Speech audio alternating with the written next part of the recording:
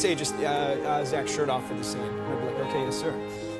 Eventually, I realized that like the cameras weren't really even pointed my direction, and like we're in a scene that we've already shot coverage for it, and I had my shirt on, and like it's outside, and he was just with me. I don't know if you can say that on TV. Oh, sorry.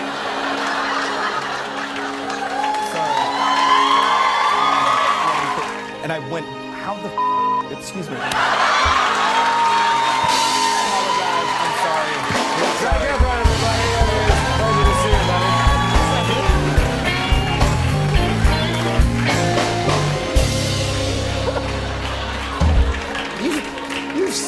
You've seen the show before, haven't you?